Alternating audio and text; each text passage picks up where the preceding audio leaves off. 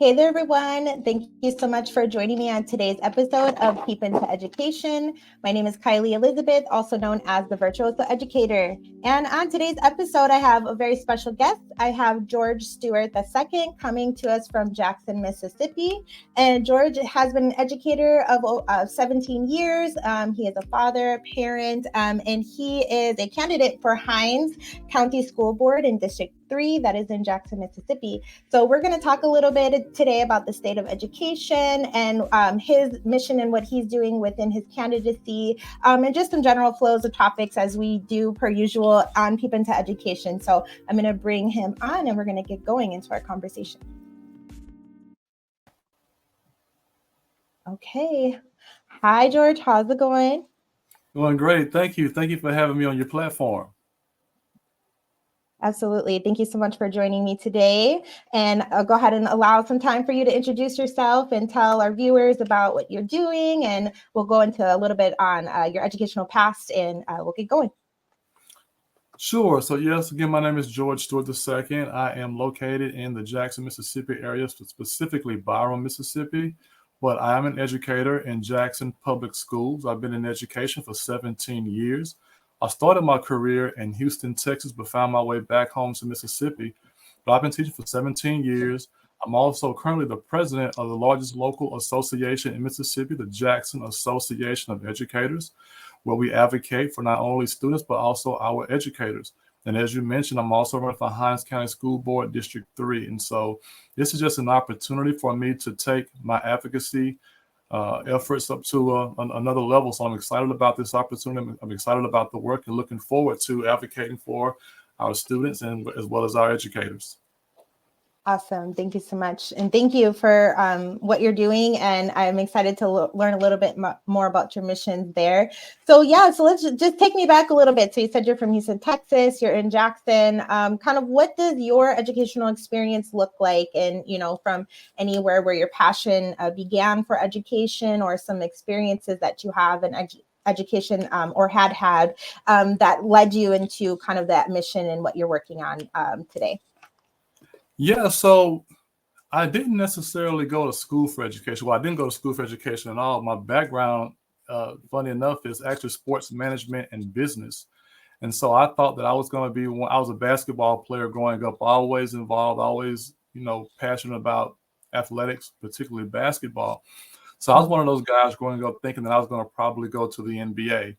And so that didn't necessarily pan out. And so what I thought that since I wasn't going to, the NBA didn't look like it was going to be my path, I decided to major in sports management and at least get involved in working in the sports business. And so I then thought I was going to be this hotshot sports agent, Jerry Maguire. I used to like watching the Artists, all of those types of shows with those sports agents. So I thought that was going to be my path. But it didn't end up that way, of course. But I'm not surprised that I'm in the profession or in this work that I'm in, because growing up, I grew up with my mother. She raised me pretty much as a single parent. But my mom, she was, I'm from rural Mississippi, but very much into the church and things like that.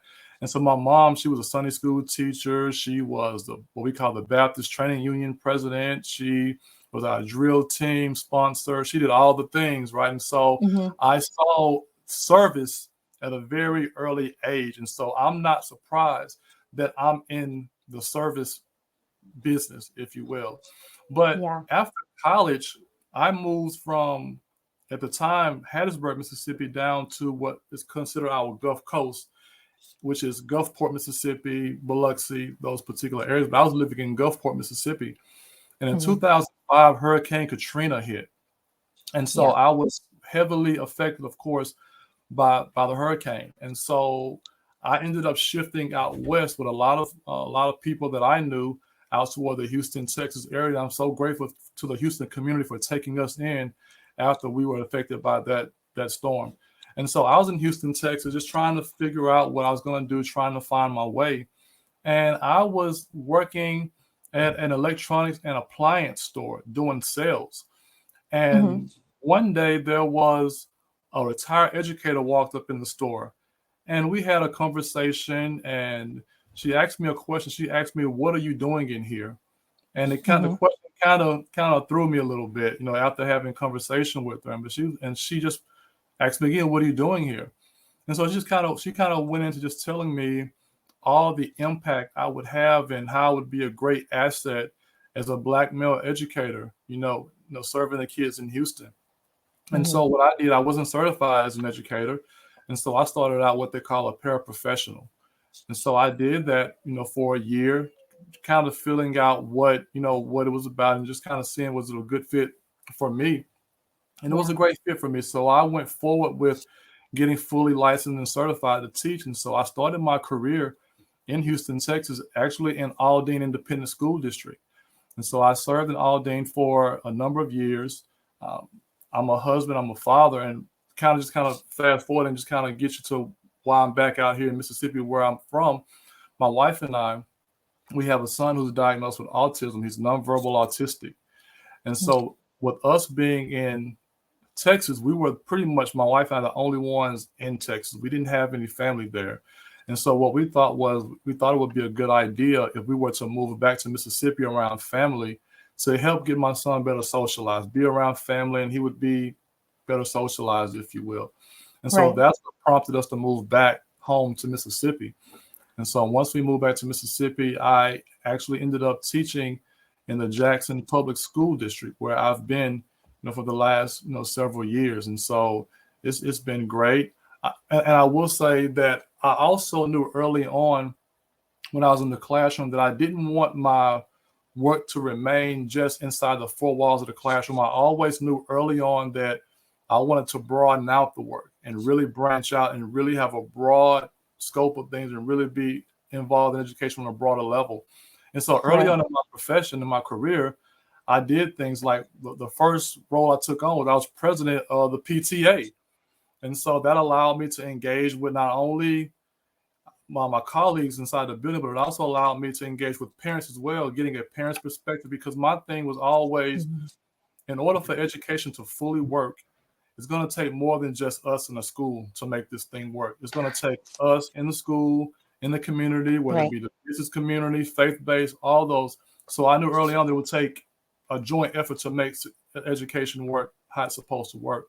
And so I've always taken on some type of role, not only in the classroom, but also in a way that will allow me to focus on education and work on it in a broader way. And so I did that. I worked as a building representative for the Federation of Teachers, the American Federation of Teachers, and up until now, where I'm currently the president of the Jackson Association of Educators, doing that work as well. Also serving as a board president for an organization called Mississippi Families as Allies, where we support families who are raising children with mental health and behavior challenges. And so all these Nice. things kind of coming together, just kind of really come together like a Voltron, right? That allows me to pursue this path of going down, running for Hinds County School Board District 3. And so this just takes everything that I've done over the past 17 years, all those experiences, all those things that I've done, it kind of brings it all together and it helps me move forward with this path of running for Hinds County School Board District 3. Wow. So I'm taking notes. Awesome. Thank you so much for sharing all of that. And of course, you have a lot of ways and pathways into, again, into that field of education. And I want to just back all the way up because you talked about your mom, right? And Yes. you talked about how you've seen service at an early age. And I want to kind of touch on that just a little bit because I think a lot of people that don't realize, and sometimes parents, and especially in today's day and age when technology has kind of taken over a lot of areas where parents should be present, right? And just your kids seeing the action, or us watching our parents and kind of what they're doing in their day-to-day lives and even their jobs. And but just to see service in action, is a very key thing, I believe, as a parent, and I'm fortunate enough to bring my children with me to, some community events and some things that I do, but also kind of advocate for the importance of being service oriented, whether it be in education, in the community, in the healthcare field, because we need to take care of each other. always state, and everybody says this quote a lot, it takes a village, right? So just to be present, but to also have those key people in our lives to be able to demonstrate, what service looks like. And so that's awesome that, you touched on that there. And, somebody asking that question, well, what are you doing here in this electronics shop? I think that's pivotal, because I think a lot of people get drawn or pulled or recruited into education, especially if they're not within that field. And they, people can see that we would be good in front of students. Like you said, for that representation, that matters completely. And, even just being a male educator, on top of that being, a male color in school, which we don't see in high numbers right now here in the United States. And so that's awesome to know that, somebody saw that in you, and then, now you're here doing what you're doing. And I just love that about just people being like, people know, right? And so I think just kind of encouraging and continuing to encourage people to kind of go into those paths. You talk a lot, and I'll kind of jump back and forth, but you do talk a lot in your social media posts. I'm looking at George for School Board, and you talk about, retention, which kind of aligns with recruitment, right? And so how are we retaining our teachers in education, and, kind of pinpointing those areas that they're strong in, and kind of things like that. So I'll kind of table that for a second, but I would also like to add one of your points for your candidacy. You talk about special education, and of course that has a very close thing to your heart and your family and your goals. My son too is autistic. He is high functioning. He is verbal. So I'm just curious, as a parent of a nonverbal autistic child, what was that experience like for you guys? And if you don't mind sharing a little bit on that, and the age of your son now, kind of what did that look like for you in his education? Yeah, sure. So my son, he's 13 now. And typically when I talk about being a parent of a child that's diagnosed with autism, I often get the question of how do we know, or when do we know that my son was experiencing challenges? And so my wife and I, of course, being in education and also being like first time parents, we bought this parents guide of just kind of like this breakdown of what you should see in your child at certain months. At 6 months, your child should be doing this, or 1 year, your child should be doing. So we had that book, right? And so one of the things that we noticed, that when my son turned about 1 year old, we noticed that he wasn't using any language. He wasn't speaking.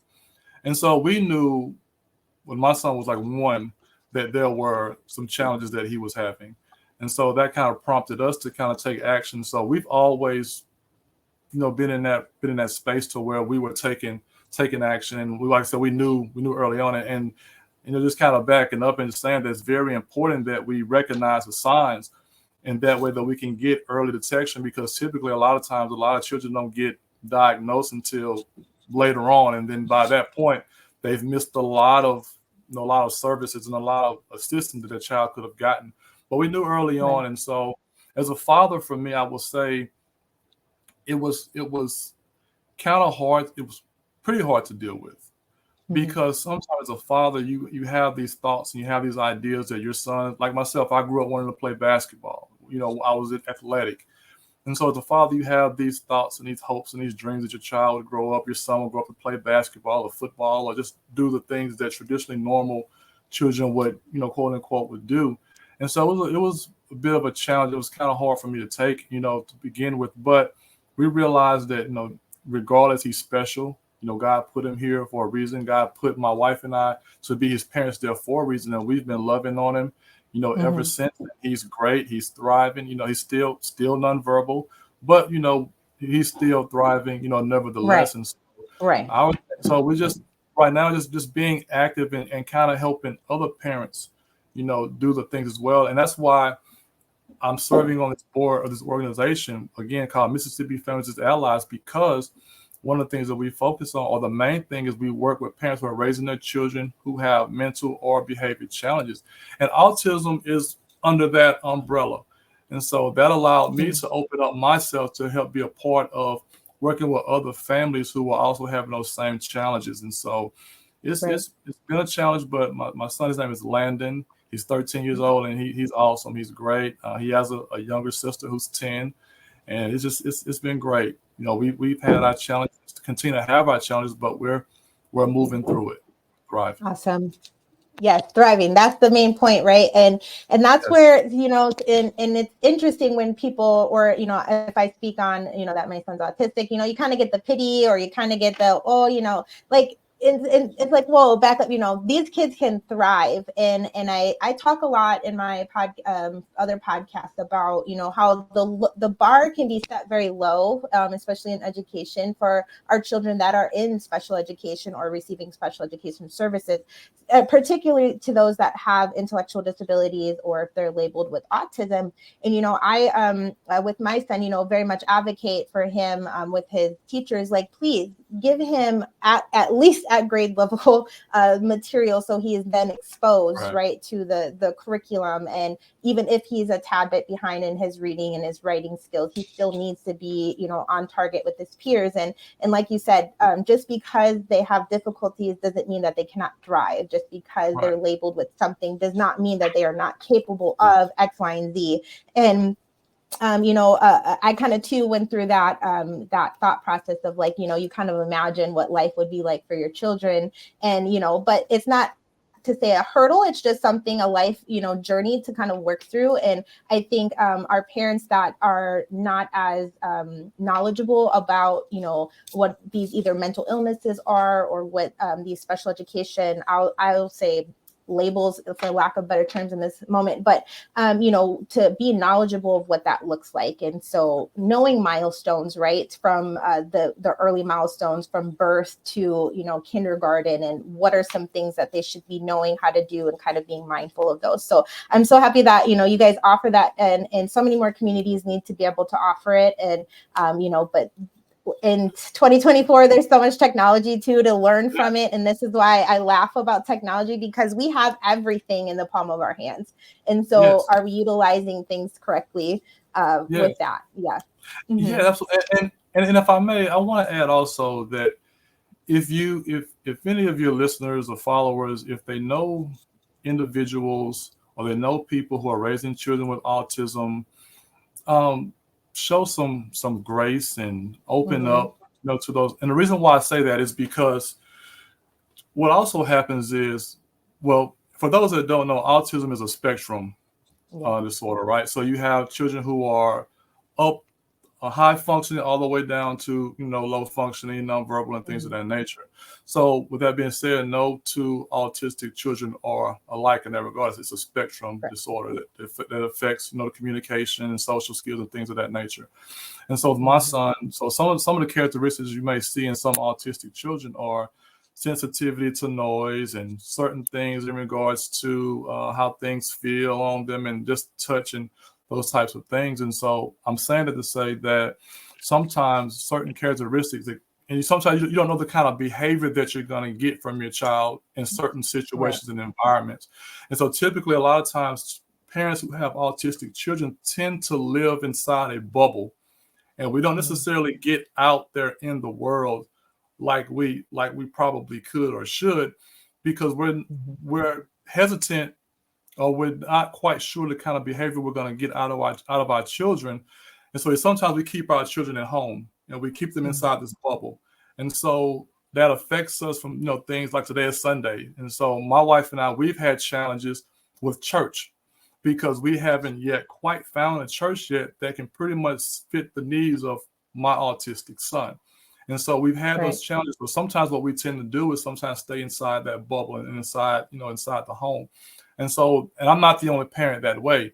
And so we have parents out there who tend to just live in this bubble, stay inside, because they don't know what they're going to get as far as behavior, or whether or not the world can necessarily offer what our autistic children need in order to thrive in a certain environment. So, just wanted to make that, make your listeners and your followers aware that there are parents out there that feel like this and go through things like that.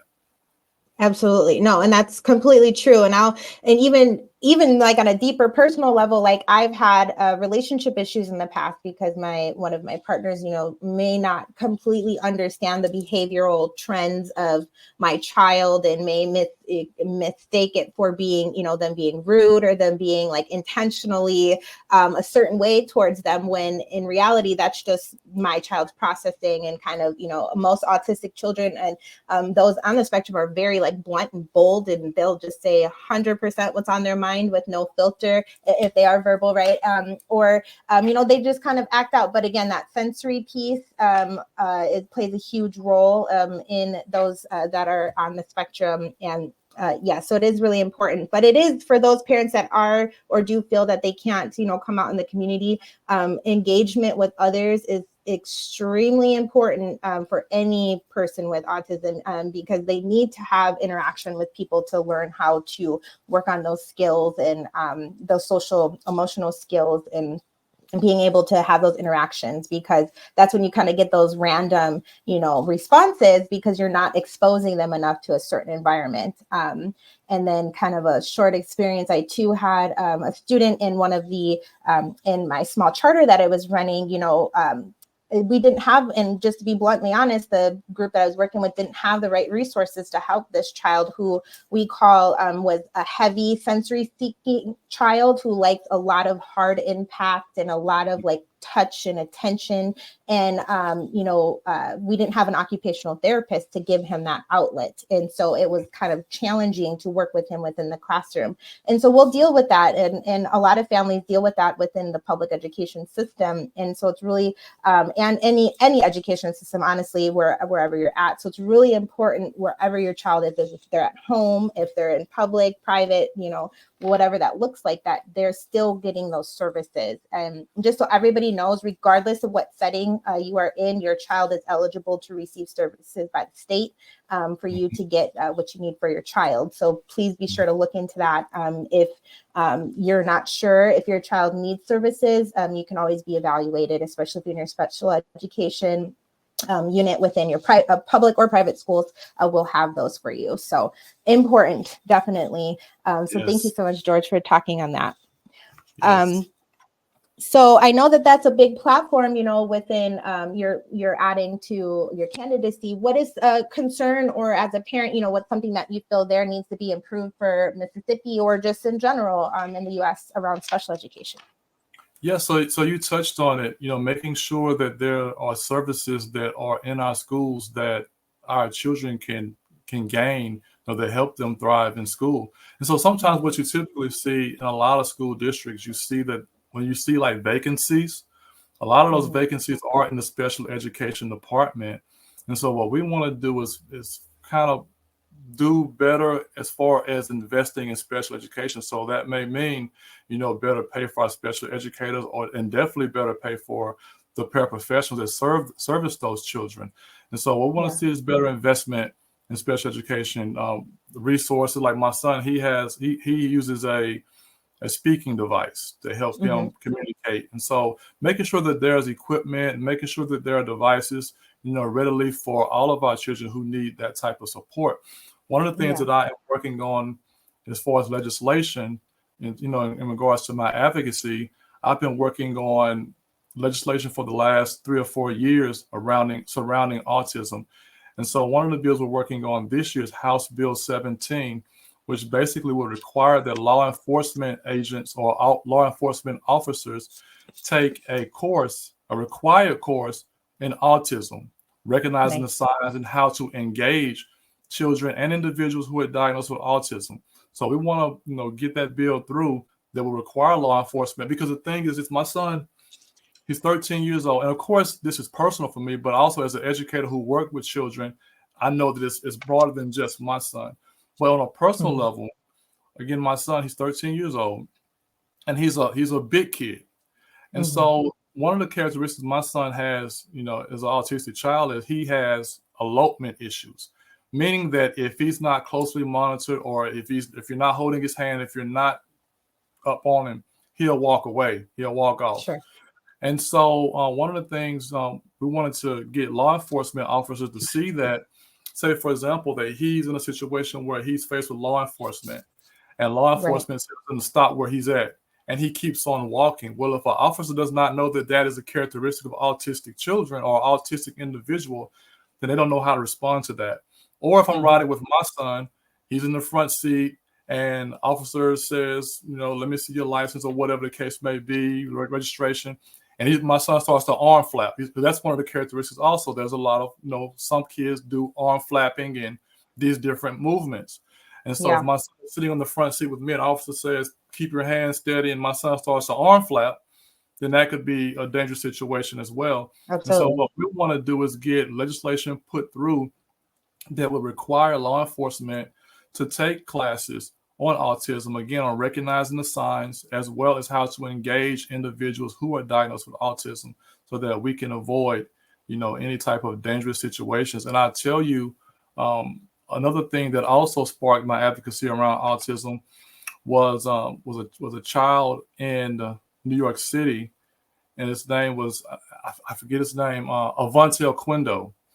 And he was in New York City, and he was in class, and he eloped, and he went missing for months. And when they found him, he had drowned in the river. And so we've also put legislation, we also try to advocate legislation around trying to make sure our schools have security cameras and door alarms and things of that nature as well, because of things like that. So these are the things that, I advocate around. These are the things that I want to see, in our schools, so that we can protect, our children, and not just, just some, but make sure that all of our children are protected. And our schools need to know that we have a population in our schools who have those types of characteristics and tendencies, as well as we want law enforcement to know that there are individuals out there with those types of characteristics and tendencies. Absolutely. I think you touched on some very important points. But yes, that House bill, that's going to be huge if that passes, because I think just in general, and we see this even with educators that are in front of our students that don't even understand simple signs or even responses because of their condition. And, it's important. We'll either save their life, right? We're avoiding that drowning. We're avoiding them running off. We're avoiding, these negative consequences that can happen if they don't comply with police officers, and the goes really deep. I was looking at one of the posts that you shared from PBS NewsHour talking about more than 7.5 million American students have disabilities that qualify them for individual education plans or an IEP, but teachers trained in the critical areas are short in supply. And again, everybody will see articles like this.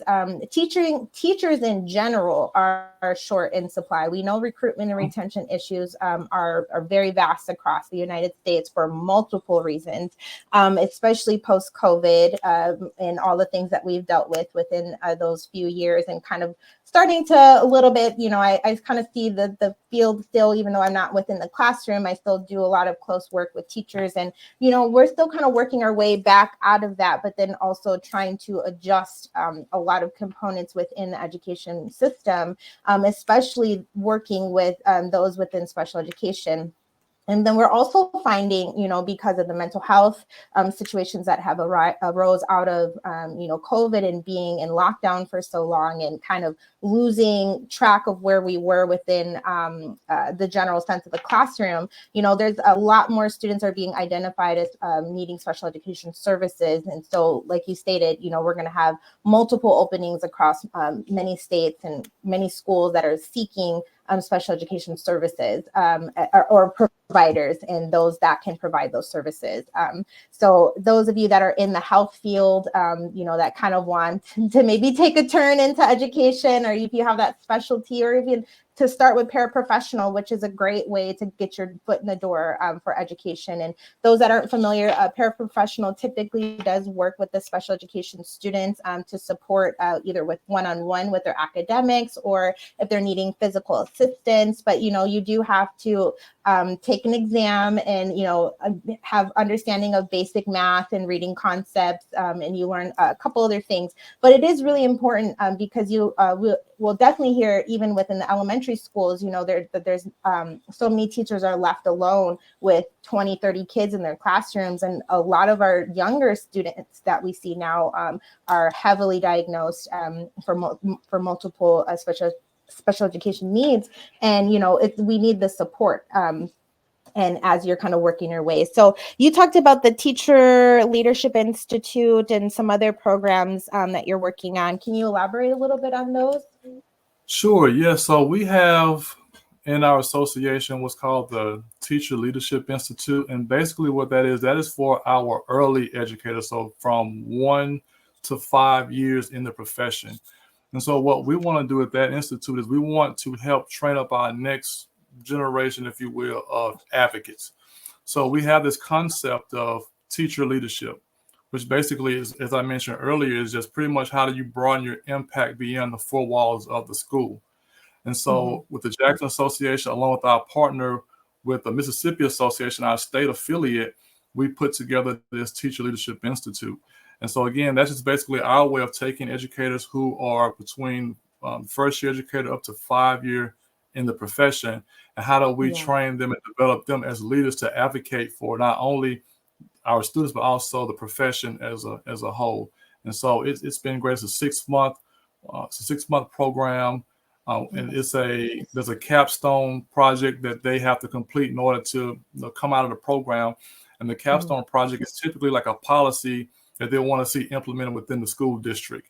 And so they work with each other as a cohort, along with state and local leadership, as well as district leadership, as to how to get a certain policy initiative implemented into our school district. So it's a great way of developing the next generation or the next advocates in our profession. And so we've been doing it for this is our second year doing it. It's been great.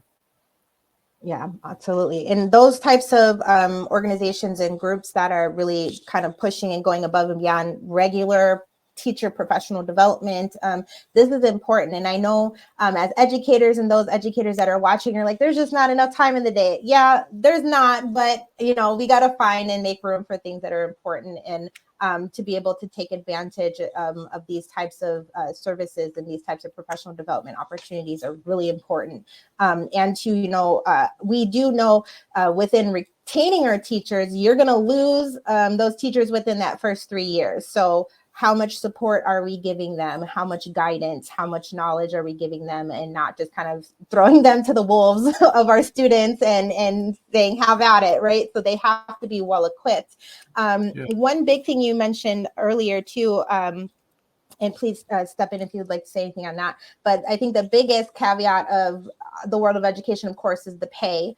And you mentioned earlier that you helped with getting the largest pay raise in your district, and living in the world of inflation that we're in right now. Even me in my it's not easy being an educator. I saw something talking about educators should be paid just as much as possibly doctors and lawyers, and I agree, because if you think about it, we are educating our future doctors and lawyers, and it's kind of like so how did that look? And congratulations on doing that. And but pay that's the biggest piece of our conversation is it's not a livable wage. So what are So in Mississippi, although that's the thing that we were able to accomplish along with other organizations in the state, when you think about where Mississippi started at regarding teacher pay, even that being the largest education pay raise in the history, it's still not enough. So it's a great start, but it's still not enough. As you mentioned, when you talk about inflation, when you talk about the insurance premiums going up and how that offsets the work that was done. So that's a great start. But again, that speaks to us coming together and advocating. And see, oftentimes we get inside of our classrooms, and as you mentioned, a lot of us feel like there's not enough time in the day to do the other things. But if we're not doing the other things, then things like this don't happen. We don't get the largest educator pay raise if educators just decide to just teach and then go home and not do the extra things. So it's going to take us doing more, but at the same time, it's about us equipping and putting our educators in position to effectively advocate and organize. But the thing is, every year, there's always going to be, you're going to see Jackson Association, you're going to see Mississippi Association at the Capitol talking about how do we better fund education. And when we talk about better funding education, that also speaks to how do we better pay our educators. And so, again, we're very appreciative of what was done so far, but just know that where Mississippi started from, that's still not enough. And so we're going to keep talking about pay. We're going to keep talking about fully funding education, until we don't have to anymore. Right. Absolutely. I think that it's just because of it, and this is where a lot of people I don't think really understand of how many different levels there are within the field of education. And I think a lot does come down to that local control of of the districts and who's doing what in what district. And I've narrated this before in the past, but again, we have our federal level, we have our state level, then we have our district level. And so by district, and what everybody needs to understand, it's the kind of the income of the taxes, the citizen taxes from the area that you're in, which plays a role in the funding that comes to your school. So I'm a huge advocate of, we are educating all children. All children should be awarded the same amount of dollars, regardless of what neighborhood they're coming to, so those monies can go into those schools. Or if you're doing, the new thing is kind of the voucher system or the scholarship account. If you're homeschooling and you need funds, it is what it is. I don't, you guys decide what's best for your child. But at the end of the day, if we're putting a monetary amount of funding per pupil or funding per child, it should look the same. And therefore we could have maybe a little bit more equal balance across our school districts. Because, even our neighboring districts within your same city could look completely different. And so that's a big thing there. And then the biggest part too is, and I've talked about this in the past episode, is, are you going to your school boards, or are you attending your district school boards? Because that is where a lot of the policy making is happening, and where they're moving funds from here or there. Maybe it's going to the sports instead of the special education, kind of those types of conversations. And a lot of us miss out on those opportunities because we're not there showing up. But it doesn't really bother us maybe until it starts impacting us personally, or impacting our student personally, or us as a teacher, it's impacting us personally. So having to advocate for those things and listen in and actually understanding, what is happening within our schools is super important. So I love that, that you guys worked through that. And like you said, it kind of with the inflation, it didn't do too much, but you got to start. So it's like, that's now right. What's kind of the next step, what does the next thing look like for you guys? Yes. And so I want to highlight something in a second, something I missed also. We're talking about teacher pay. So last year, we recognized, as an association, we recognized one of our member educators who was doing great work in the profession.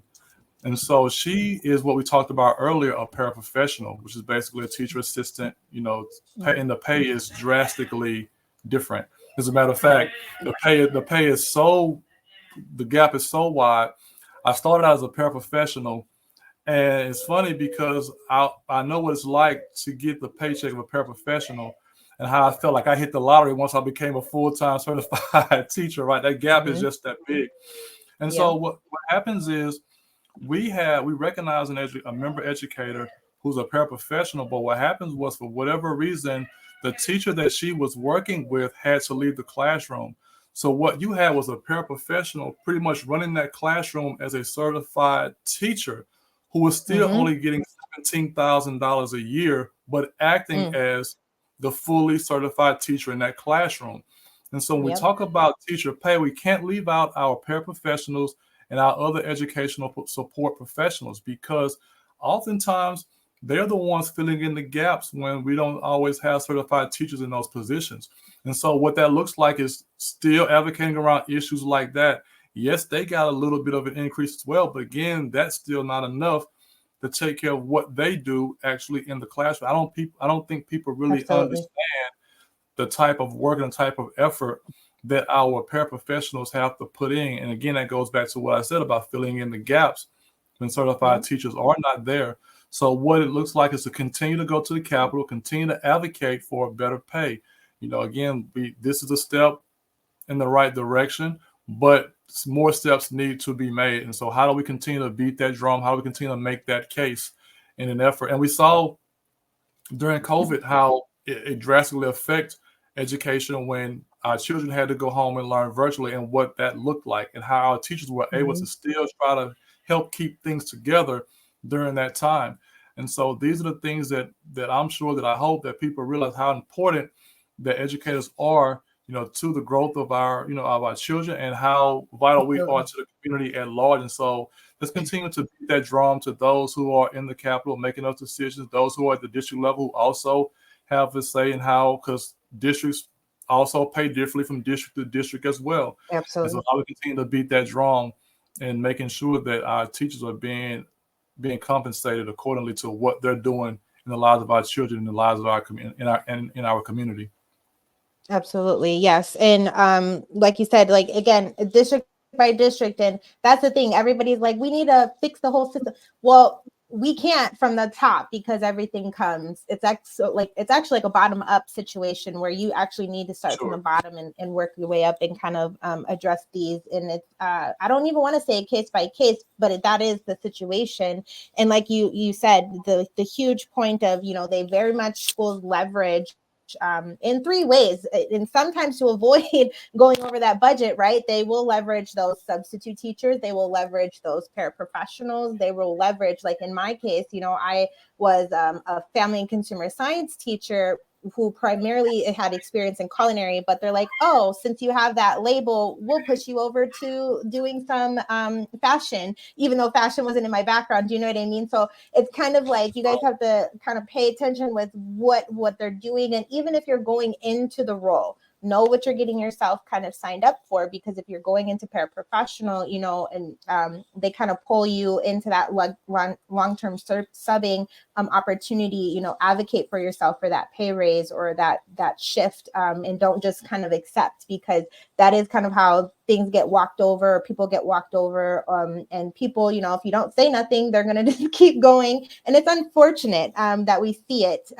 But there is a lot of good that is happening in some of our schools. But again, and I'm speaking predominantly to public education, it's not nearly where it should be.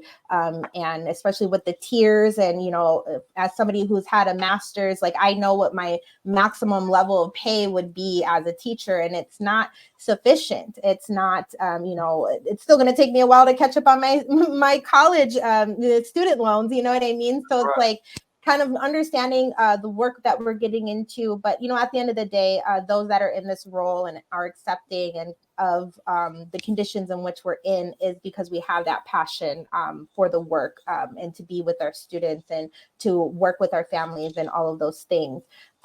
So it's kind of like, it's a double-edged sword. And a lot of people are like, well, why are we doing it? Well, if we don't have teachers, if we don't have people working with our kids, what kind of civilization, what kind of communities are we going to have in the future if we don't have the supports that we need to work with our kids right now in K-12 education? So you talk a lot on recruitment and retention, mainly of teachers. So what are some initiatives or some things that you've been working on in Mississippi around retention or recruitment of teachers? Well, definitely the number one issue, of course, is always, talking about teacher pay, making sure that in Mississippi that our pay is, adequate, to our surrounding, our neighboring states. So we talk a lot about that for sure. So we advocate for that. One of the things that we're also doing is in the Jackson public school system is that we have a new teacher mentor program, where we partner veteran educators with our new teachers, making sure that they have that support. Because sometimes, I think you mentioned earlier, is that sometimes our teachers are kind of thrown in there to try to figure this thing out and just start teaching and classroom management and all the things, but they don't necessarily have that support system with them, guiding them along this path.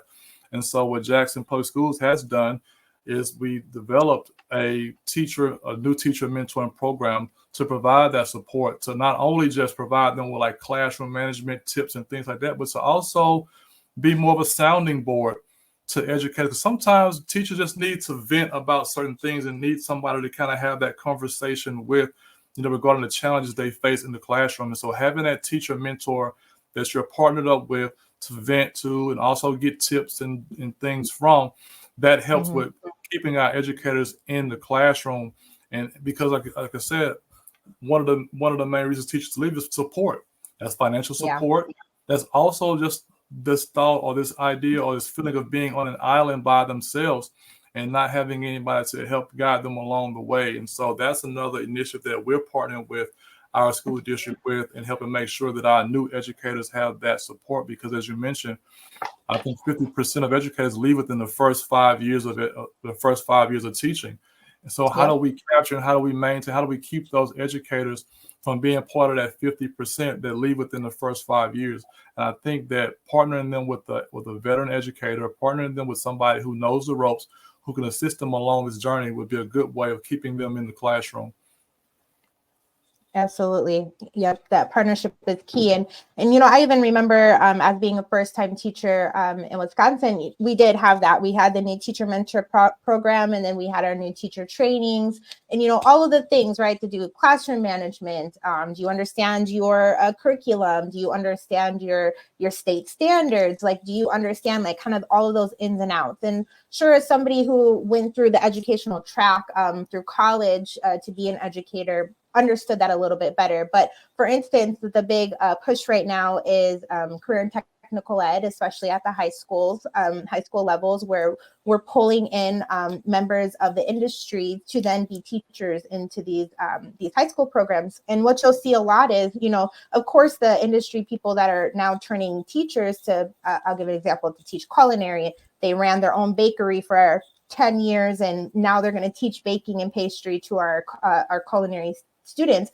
But what they don't understand is the concept of classroom management. They don't understand of how you're relating specific standards and kind of doing a scope and sequence and pacing. And it's not, things are all at your own pace. And so what you tend to see a lot of times in school districts is that they will get the training, but say, for example, the teacher is hired right at the start of the school year. They're not getting that training until maybe this summer, or if they weave it in a little bit here and then there through the classroom or through the semesters, they'll get it. But it's kind of like, they don't get that exposure before they start teaching. So then it does take them a few years to kind of get that routine going within the classroom and have a good classroom management plan down, as well as just understanding what they're teaching and then have a good flow. So if it's too much for them, you kind of tend to lose them. And again, kind of going down to our elementary and middle school levels, like it's kind of the same concept. We're getting pulled in from different places is because they need them,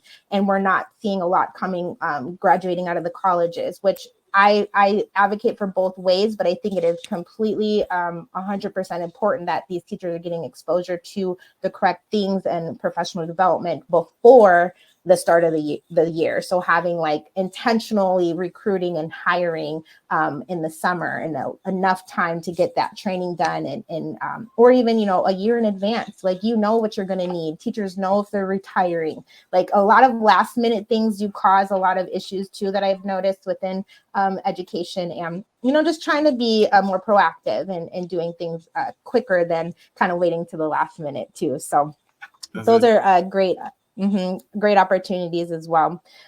So let's see, man, we're already 48 minutes in. So I would like to ask, and of course we can always talk long too, but I won't hold you too much longer.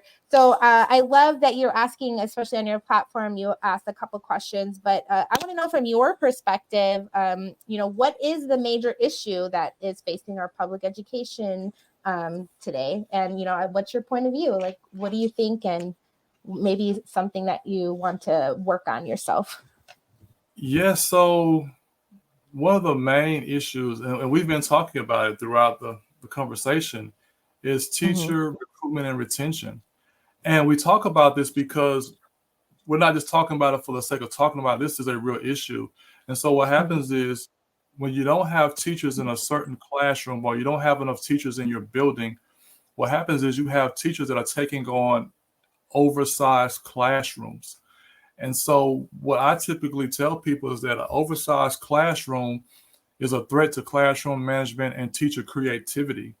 And so what we need to do is make sure that we have our schools fully staffed and operating how it's supposed to operate. So making sure that we just have qualified, competent, passionate educators in our classroom. I think that's the foundation.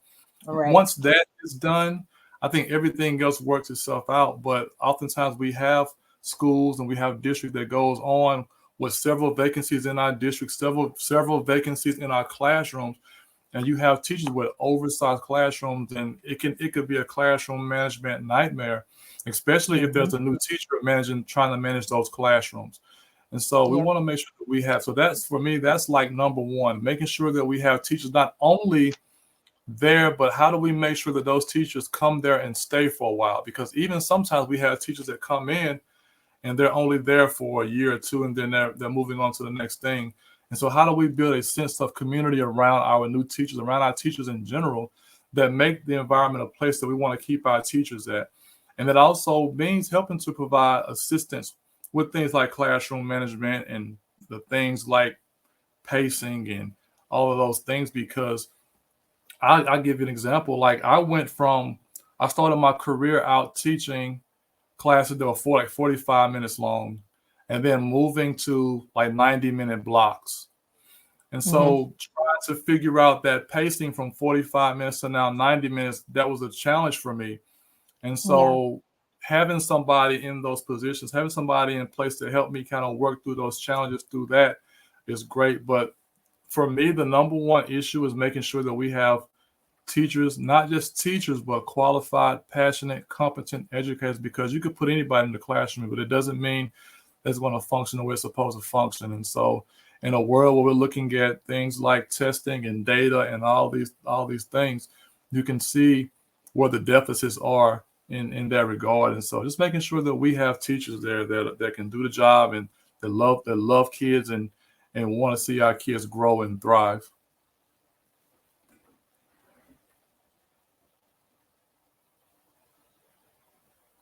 I think you're on mute, Kylie. Yes, I was. Hello. Okay. So yes, I was just saying, yes, absolutely that, qualified and competent, and then wanting to see our children thrive. And that's like the biggest part. And I kind of giggled because I still see in something, the conversation of like, teaching is an easy job. You get the summers off. I'm like, are we still having this conversation like all of these years later? Right. Like, no, like you guys still, and those that talk about that are in that mindset, you guys still do not understand. You are not understanding. You're not listening. That even education looks like, or being in this role. And to me, it's like, if you're not willing to try it and you're not going to take a year of teaching and do it yourself, please stop speaking on it, because you're not getting it. But but to be qualified, to be competent, definitely important. But main piece, to see our kids thrive. And I think, kind of piggybacking off of that, is we see a lot of issues with certain groups of students, not, being advocated for and being pushed to succeed in their education. And there's always so many setbacks, right? And even just like the simple one about the whole, I don't even know what state this is, but the hair length. And this child has been out of his high school class because of the length of his hair. And they just lost the case because of it just very minute reasons to discard this kid out of an education, the right to receive his education, kind of those things. I won't go into that far. But going back to the point of the teacher shortage, right? So I'm looking at a statistic, and I'll post this in our chat later. But it says in the U.S. there is a projected shortage of over 100,000 teachers by 2024. So by the end of this year, 100,000 teachers, a shortage that we will face. And the turnover rate for teachers has increased by 5% in the last decade. And urban areas face the highest shortage and turnover rates, and low-performing schools struggle the most with teacher retention. So all of those things, right? And that 100,000, to lose 100,000 educators, just think about that, right? That's a high number. If I need to make a connection to people, imagine 100,000 doctors leaving the field. We already That's have right. a shortage of, you can't get mental health services, or you're waiting 5 months on a wait list to get things. Imagine that. And imagine your child being in a classroom of 40 students, right? We're going to just continue to see those numbers growing and growing. The classroom sizes, the 4 walls aren't going to get bigger. They're not going to spend money to knock down those walls. You know, we talk about team teaching and putting 2 teachers together to teach, but again, that comes back to the availability of the number of teachers that we have.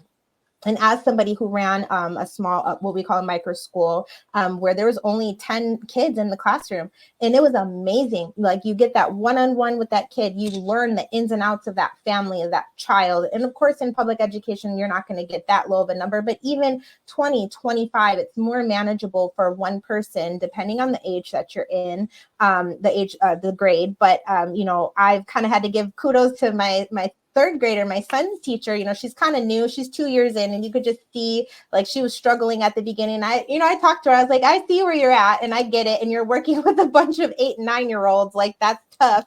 If anybody does that, I started with that. No, thank you. I like the older kids, but you know, it's rough. And so, you know, I think for us too, as parents and administrators, please be sure that you are thanking your teachers and you are giving them their props, and, you know, giving them their flowers, like just reminding them that, yes, they're doing a great job, even though today may have been a bad day, because, you know, that reassurance does go a long way for those who may be feeling overwhelmed in the work, or, you know, just might not be feeling it. You know, you got to do something to encourage them to want to stay, because if they keep getting hit in all these negative ways, you know, we're going to just continue to lose them over and over again. So George, any final words you'd like to say? And then also, please let us know where the followers and those that are watching can, you know, find out a little bit more about you and about your campaign. Yes, sure. So again, thank you, Kylie, for having me on to have this very important discussion. As you mentioned, thank a teacher. You know, they do so much for our children, so much. There was a time I was talking with somebody not too long ago, how at one point there was a time where an educator was like a pillar in the community. And we kind of see that somewhat kind of dissipating, if you will. Teachers are not looked at, they're not looked at as they were, you know, years ago. And so, but they're still doing the same work, still loving our kids, still teaching our kids, still making sure that they grow and thrive. And so I just ask that you just thank a teacher because of what they do. And I thank all of my colleagues in this work. But to find out is, again, I am running for Hinds County School Board District 3.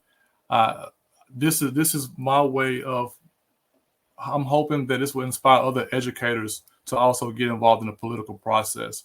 And so I think it's very important that our educators do. We have a lot of people in the Capitol, a lot of people pushing policy, writing policy, who have never stepped foot in the classroom since probably they graduated from high school. And so we have these individuals in these areas pushing these policies that we have to implement, that we have to enforce in our classrooms, because of people who've never been in the classroom in years. And so I want to see many of us, I want to see more educators get involved in the political process, because again, we are the ones in the classroom. And so I'm hoping that we'll have more of us that get out there, even if you're not running for office, but at least be involved in the process, advocate at your local, state, and national level if you can, for our educators and for our students. But to find out the work that I'm doing, to find out about my platform and what I'm advocating for, you can go to my website, www.stewartfordistrict3.com. That's www.stewartfordistrict3.com. And there you can find out what I'm doing and what I'm advocating for. And if you support my message and what I'm doing, you can also donate to my campaign there as well. And I definitely would appreciate your support. Awesome. Thank you. Thank you so much. I thoroughly appreciate all the work that you're doing. Again, as an advocate and a parent who understands, especially around the world of special education, and you were in the classroom. So yes, more people like you needs to be in these roles. It's so important. And as somebody who is like, I hate politics, I was telling my last person, I was like, I'm going back to school eventually for my doctorate. I'm going to do educational law. So I'm trying to focus in on which area. And so it's just important because, so like I said, So many things get passed through school boards, positive or negative, but it's the negative things or the things that you may not, as a teacher or as a parent, may want to connect that with your school. So it's important that you're there, you're showing up, you're listening, you're speaking on, especially if your kids are involved in those systems. So thank you again, George. That is our time for tonight. So please like, follow, and share myself, Kylie Elizabeth, the Virtuoso Educator, Instagram, Facebook, and YouTube. And then George, who is also on Instagram at George for School Board, and his website that he just stated there. So you all have a great night, and thank you so much.